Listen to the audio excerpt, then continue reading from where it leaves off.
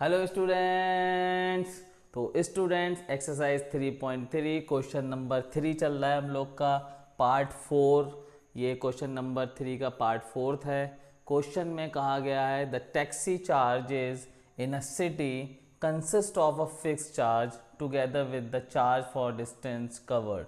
मतलब एक चार्ज जो है वो फिक्स है और वो फिक्स चार्ज तो लगेगा ही लगेगा, साथ ही जितनी भी डिस्टेंस ट्रेवल की जाएगी पर किलोमीटर के हिसाब से अलग से चार्ज और देना पड़ेगा, मतलब एडिशनल चार्ज होगा वो। For a distance of 10 kilometre the charge paid is ₹105। तो 10 किलोमीटर अगर ट्रेवल किया जाएगा तो चार्ज देना होगा 105। For a journey of 15 kilometre the charge paid ₹155। अगर 15 किलोमीटर की जर्नी है तो चार्ज पेड किया जाएगा 155। What are the fix charge and the charge per kilometre. तो फिक्स चार्ज क्या है और चार्ज पर किलोमीटर क्या है, ये हमें फाइंड करना है। और आगे कहा गया है how much does a person have to pay for travelling distance 25 kilometre. तो 25 किलोमीटर पर हमें कितना चार्ज देना होगा ये भी हमें फाइंड करना है। तो सबसे पहले क्योंकि सब्स्टिट्यूशन मेथड से हमें करना है, सॉल्यूशन करते हैं इस क्वेश्चन का। तो हम क्या करेंगे, हम करेंगे let fixed charge to be, हम फिक्स चार्ज को मान लेते हैं x rupees. Let charge per kilometre to be, हम मान लेते हैं y रुपीज़। मतलब पर किलोमीटर जो चार्ज है वो y रुपीज़ हमने मान लिया है और जो हमारा फिक्स्ड चार्ज है वो हमने मान लिया है x रुपीज़। अच्छा, अब ये देखिए यहाँ पर कहा गया है कि 10 किलोमीटर पर टोटल चार्ज लग रहा है 105। ये फिक्स चार्ज अलग है। अब 10 किलोमीटर पर चार्ज देना पड़ रहा है 105। तो जब चार्ज पर किलोमीटर, 1 किलोमीटर का चार्ज y रुपीज़ है, सो 10 किलोमीटर चार्ज कितना हो जाएगा, 10 इंटू वाई, ये 10 किलोमीटर का चार्ज हो जाएगा। देखिए ये जो चार्ज दिया है ना 10 किलोमीटर का, इसमें फिक्स चार्ज मिला हुआ है ना। अभी हमने पर किलोमीटर क्या चार्ज मान लिया है y रुपीज़, तो इस हिसाब से 10 किलोमीटर का चार्ज कितना हो गया 10y। अब अकॉर्डिंग टू क्वेश्चन ये फिक्स चार्ज हो गया और ये हमारा 10 किलोमीटर का चार्ज हो गया। तो ये टोटल चार्ज कितना हो रहा है 105। इसी को हम कहेंगे इक्वेशन नंबर फर्स्ट। ठीक है, अब ये तो केस नंबर 1 हो गया, इसको हम कह सकते हैं केस 1। अब केस 2 देखिए। केस 2 में कहा गया है कि 15 किलोमीटर की अगर जर्नी है तो हमें पेड करना पड़ रहा है 155 रुपीज़। तो 15 किलोमीटर पर अगर चार्ज देखें, सो 15 किलोमीटर चार्ज हो जाएगा 15y। भाई 1 किलोमीटर का y रुपीज़, 10 किलोमीटर का 10y रुपीज़, तो 15 किलोमीटर का 15y रुपीज़। अब इसके साथ हम लगाएंगे फिक्स चार्ज, ये हमने फिक्स चार्ज इसमें ऐड कर दिया, तो हमें टोटल कितना देना पड़ रहा है 155। और ये हमारी हो जाएगी इक्वेशन नंबर 2। अब इक्वेशन नंबर फर्स्ट से, फ्रॉम इक्वेशन फर्स्ट, अब इक्वेशन फर्स्ट से हमें क्या करना है, हमें x की टर्म्स में लिखना है। तो x plus 10y equal to 105। x को हम लेफ्ट हैंड रखेंगे, 10y को हम ट्रांसफ़र करेंगे राइट हैंड साइड, तो यहाँ ये प्लस में है, इधर आके -10y। ठीक है, तो ये हमारी जो बनेगी इक्वेशन नंबर 3। अब ये जो x की वैल्यू है इसको हम पुट करेंगे इक्वेशन नंबर 2 में, है ना। तो putting the value of x in equation 2, ठीक है। तो सेकंड में हम इसे पुट कर देंगे, तो ये सेकंड इक्वेशन हमारी जो है वो क्या बन जाएगी, सॉरी ये x plus 15y equal to 155। अच्छा, x की जगह पे हम ये वैल्यू रख देंगे, तो ये हो जाएगा 105 minus 10y plus 15y equal to 155। अब देखिए यहाँ पर ये माइनस 10y, ये प्लस 15y, तो 15y में से 10y को हम माइनस करेंगे तो कितना बचेगा 5y। ये 105 को हम ले जाते हैं राइट हैंड साइड, तो यहाँ से देखिएगा इधर रह गया आपके पास 5y और इधर हो जाएगा ये 155 माइनस 105। देखिए ये 105 इधर आ जाएगा, माइनस होगा, ये 15y में से 10y माइनस हुआ 5y। चलिए यहाँ पर 5y माइनस करेंगे इधर हम लोग राइट हैंड साइड में, 5 में से 5 गया 0 बचा, और ये 5 में से 5 0 गया 5 बचा, 1 में से 1 गया तो 0 बचा।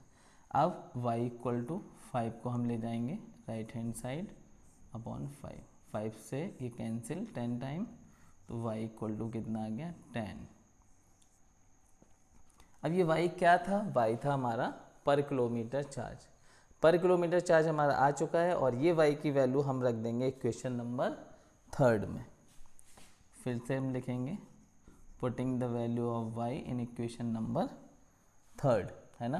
पुटिंग द, जब आप एग्जाम में करेंगे तो आप पूरा लिखेंगे putting the value of y in equation number 3। Equation 3 हमारी है x equal to 105 minus 10y, तो x equal to 105 minus 10, y की जगह पे रखेंगे 10, तो x इक्वल टू 105 माइनस 10 10 100, तो x इक्वल टू 5। तो ये आ गया हमारे पास फिक्स चार्ज। फिक्स चार्ज हमारा हमने x माना है, x की वैल्यू हमारी आ रही है 5, तो यहाँ पर हम लोग लिख लेंगे फिक्स चार्ज हमारा आ गया 5 रुपीज़ और चार्ज पर किलोमीटर हमारा आ गया 10 रुपीज़। क्वेश्चन में आगे और भी दिया हुआ है, कह रहे हैं कि how much does a person have to pay for travelling distance 25 kilometre. तो 25 किलोमीटर के लिए उसे कितना चार्ज देना पड़ेगा, तो हम ये लिखेंगे चार्ज फॉर 25 किलोमीटर। तो 25 किलोमीटर के लिए तो फिक्स चार्ज देना है उसे, फिक्स चार्ज हो जाएगा 5 प्लस, अच्छा दूसरा, या फिर हम यहाँ से है ना, आपको क्या करना है, आप क्या करेंगे 25 किलोमीटर के लिए चार्ज हमें देना है, तो हम यहाँ पर चलिए ऐसे ही करते हैं हम लोग। फिक्स चार्ज उसे कितना देना पड़ेगा 5 प्लस, अब पर किलोमीटर चार्ज कितना है 10, तो इसको ऐसे कर लीजिए फिक्स चार्ज, तो फिक्स चार्ज उसे देना पड़ेगा 5 रुपीज़, ठीक है, और 25 किलोमीटर के लिए उसे चार्ज देना पड़ेगा, charge for 25 kilometre, charge for 25 kilometre, तो 25 किलोमीटर के लिए चार्ज उसे देना पड़ेगा 25 इंटू 10, तो 250 रुपीज़ ये देना पड़ेगा उसे। तो टोटल चार्ज उसे कितना देना पड़ेगा, टोटल चार्ज उसे देना पड़ रहा है 5 फिक्स चार्ज और 250 उसका चार्ज हुआ, तो 255 रुपीज़ ये उसे चार्ज और देना है ना। तो ये हमारे आंसर है और ये हमारा आंसर है। नोट करिए, फिर चलते हैं हम लोग नेक्स्ट पार्ट पर, जल्दी से नोट करिए आप लोग। तो स्टूडेंट्स हम लोग अब करते हैं क्वेश्चन नंबर 3 का पार्ट 5। तो क्वेश्चन में कहा गया है अ fraction becomes 9/11 if 2 is added to both the numerator and denominator. एक फ्रैक्शन है जिसमें एक न्यूमरेटर है एक डिनोमिनेटर है, अगर उसमें हम न्यूमरेटर और डिनोमिनेटर दोनों में 2 ऐड करें तो वो फ्रैक्शन 9/11 बन जाएगी। और सेकंड कंडीशन में कहा गया है if 3 is added to both numerator and denominator and the denominator it becomes 5/6 तो फाइंड द फ्रैक्शन, तो फ्रैक्शन हमें फाइंड करनी है। तो हमें क्या करना होगा इसको सॉल्व करने के लिए, लेट न्यूमरेटर टू बी, हम मान लेते हैं x, let denominator to be, हम मान लेते हैं y। तो फ्रैक्शन क्या हो जाएगी आपकी, फ्रैक्शन आपकी हो जाएगी x अपॉन y। अब कंडीशन 1, कंडीशन फर्स्ट क्या है कंडीशन की, क्वेश्चन अकॉर्डिंग टू क्वेश्चन, इसको लिख लेते हैं पहले अकॉर्डिंग टू क्वेश्चन। क्वेश्चन कह रहा है कि अगर न्यूमरेटर और डिनोमिनेटर दोनों में +2 कर दिया जाए, ऐड कर दिया जाए 2 को, तो फ्रैक्शन हो जाती है 9/11। ठीक है, अब हम क्या करेंगे, यहाँ पर क्रॉस मल्टीप्लिकेशन कर देंगे, 11 को इधर ले आएंगे, इसको इधर ले जाएंगे, तो ये हो जाएगा 11 × x + 2 और ये हो जाएगा 9 × y + 2। तो ये हो जाएगा 11x + 22, ये हो जाएगा 9y, 9 2 = 18। अब देखिए y को इधर ले आएंगे, 22 को उधर ले जाएंगे, तो 11x - 9y = 18 - 22। तो ये हो जाएगा 11x - 9y = 18 - 22। 18 में से 22 तो नहीं घट पाएगा, तो 22 से 18 घटा दो, तो 22 से 18 गया तो -4 बचेगा यहाँ पर। ठीक है, ये हो जाएगी हमारी इक्वेशन नंबर फर्स्ट। अब कंडीशन सेकंड,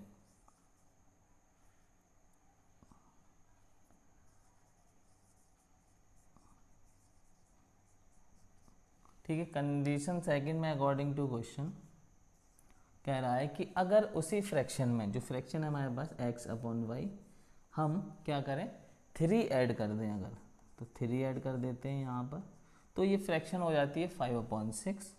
चलिए इसको 5/6, यहाँ पर भी हम क्या करेंगे क्रॉस मल्टीप्लिकेशन कर देंगे, तो ये 6 इधर आके मल्टीप्लाई करेगा, 6 × x + 3, और ये वाली जो हमारी एक्सप्रेशन है ये इधर जाके मल्टीप्लाई करेगी 5 से, तो 5 × y + 3। तो ये हो जाएगा 6x, 6 3 = 18, 5y, 5 3 = 15। 5y को हम इधर ले आएंगे लेफ्ट हैंड साइड, तो 6x - 5y, 18 को राइट हैंड साइड ट्रांसफ़र करेंगे तो -18, तो 6x - 5y = -3 यहाँ पर बचेगा। ये हो जाएगी हमारी इक्वेशन नंबर 2। अब हमें क्या करना है, हमें दोनों इक्वेशन हमारे पास हैं, हमें क्या करना है कि हमें इक्वेशन का यूज़ करना है, x की टर्म्स में हमें लिखना है। ठीक है, तो हम इक्वेशन नंबर फर्स्ट ले लेते हैं यहाँ से, फ्रॉम इक्वेशन फर्स्ट, है ना। चलिए इक्वेशन फर्स्ट हमारी क्या कह रही है, 11x - 9y = -4, ये हो गया।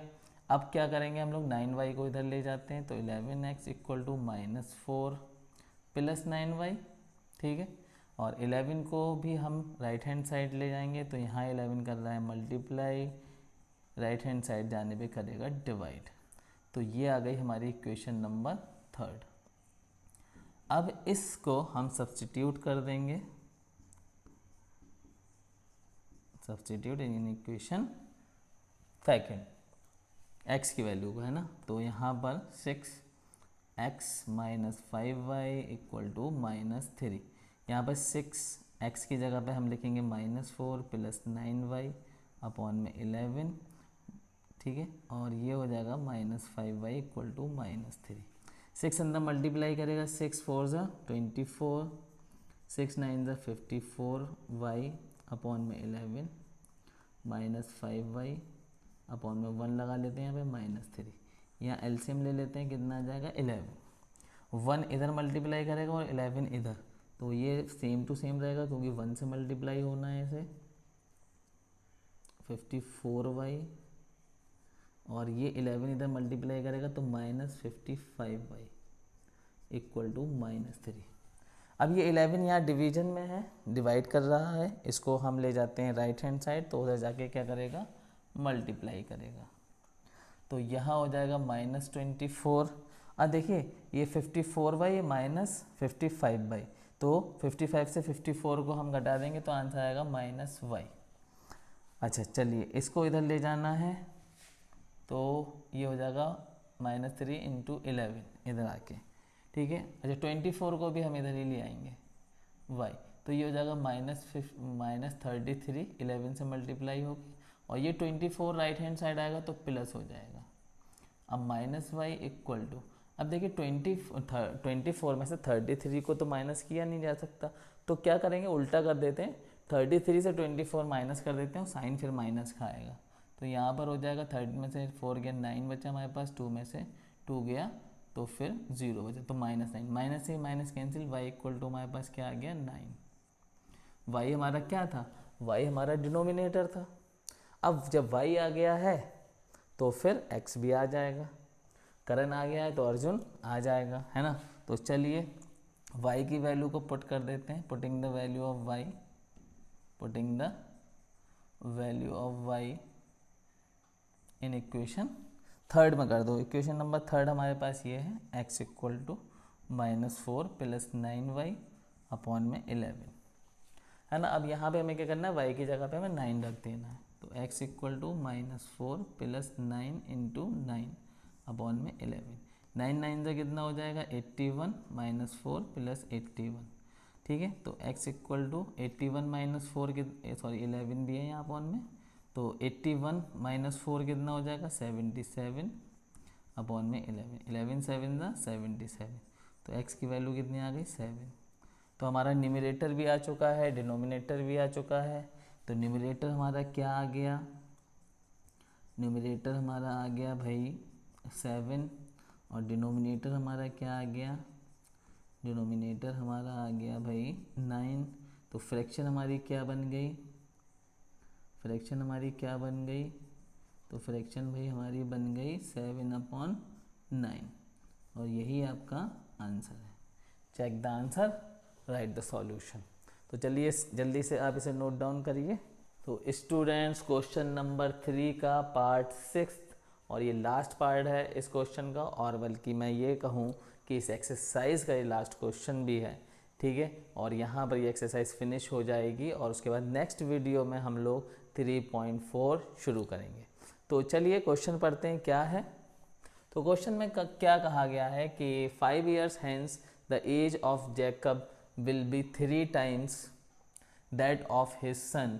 तो क्वेश्चन कह रहा है कि अब से 5 साल बाद, है ना, फ्यूचर की बात हो रही है, अब से 5 साल बाद जैकब की जो एज होगी वो उसके बेटे से या उसके लड़के से 3 गुना ज़्यादा होगी। ये कंडीशन नंबर 1। अब आगे क्या कहा गया कि 5 years ago Jacob's age was 7 times of his son, what are their present age।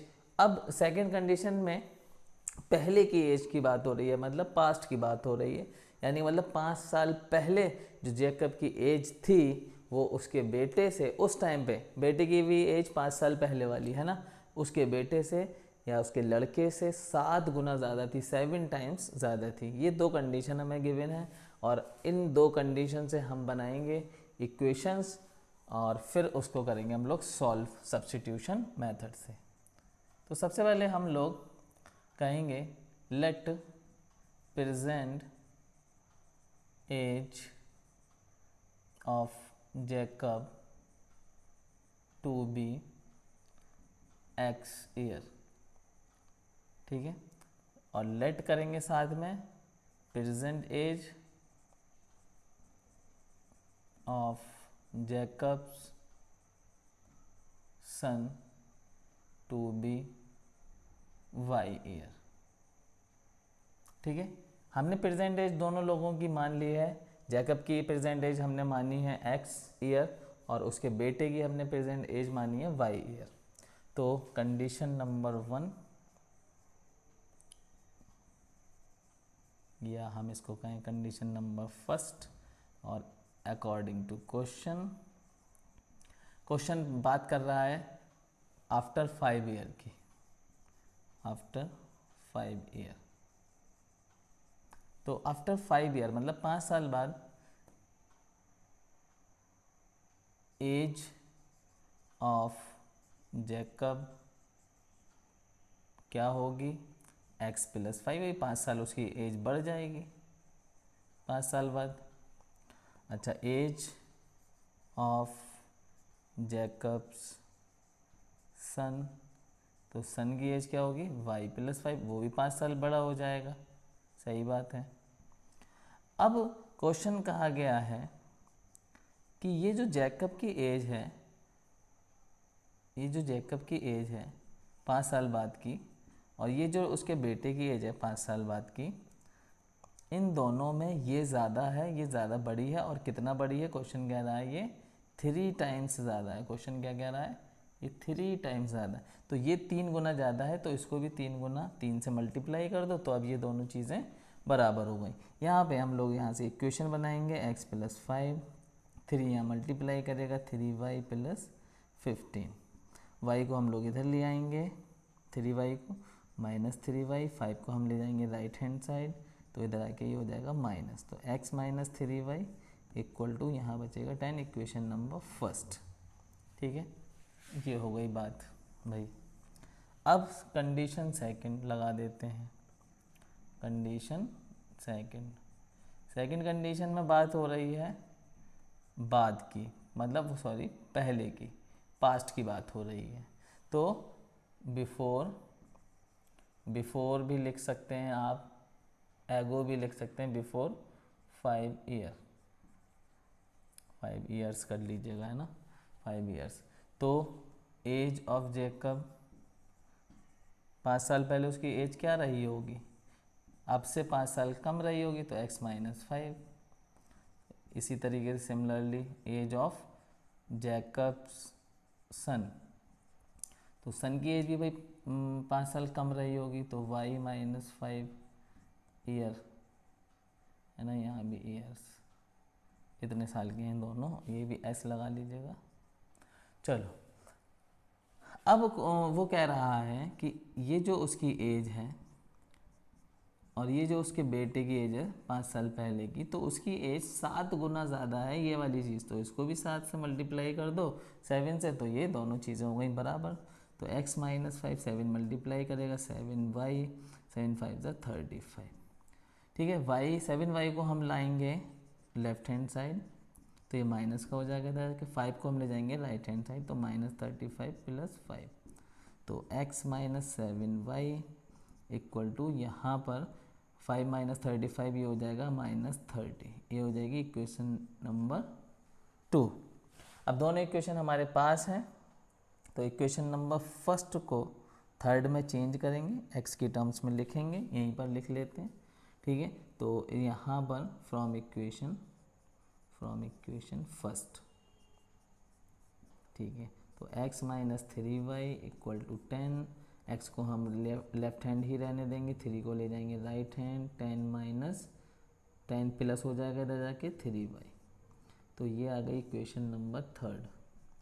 अब ये जो x की वैल्यू है इसको सब्स्टिट्यूट कर देंगे हम लोग, है ना, इसको सब्स्टिट्यूट करेंगे हम लोग सेकंड में, तो यहाँ पर लिखते हैं substitute the value of x in equation third. ये थर्ड जो बनी, इस वैल्यू, ये जो वैल्यू हमें मिल रही है थर्ड में जो हमें ये वैल्यू मिल रही है, इसको हम पुट कर रहे हैं सेकंड में। ठीक है, तो सेकंड है हमारे पास x - 7y = -30, तो x की जगह पे हम लिख देंगे अब 10 + 3y - 7y = -30, तो ये हो जाएगा 10 + 3y - 7y = -30, तो -3y - 7y ये हो जाएगा -4y, और 10 को हम ट्रांसफ़र करेंगे राइट हैंड साइड, तो इधर आके ये हो जाएगा माइनस, तो -4y = -40, माइनस से माइनस कैंसिल, y = 40/4, 4 × 40, तो y = 10। तो y क्या था, y था हमारा एज ऑफ जैकब्स सन। अभी y की वैल्यू पुट करेंगे इक्वेशन नंबर थर्ड में, तो यहाँ लिखेंगे putting the value of y in equation third. Equation third हमारे पास क्या है, x = 10 + 3y, तो x = 10 + 3 × y की जगह पे 10 तो x इक्वल टू 10 प्लस 30 equal to x equal to 40। तो x क्या था, x था जैकब की एज, प्रेजेंट एज। तो यहाँ पर हम कह सकते हैं सो जैकब्स प्रेजेंट एज हमारे पास है अब, प्रेजेंट एज 40 ईयर्स, 40 साल का है Jacob. And Jacob's son present age, Jacob's son present age है 10 ईयर, उसका बेटा है 10 साल का। ठीक है, तो ये था क्वेश्चन नंबर 3 का last part, 6th part. Note down करिए और हम लोग मिलेंगे नेक्स्ट वीडियो में। Wish you all the best.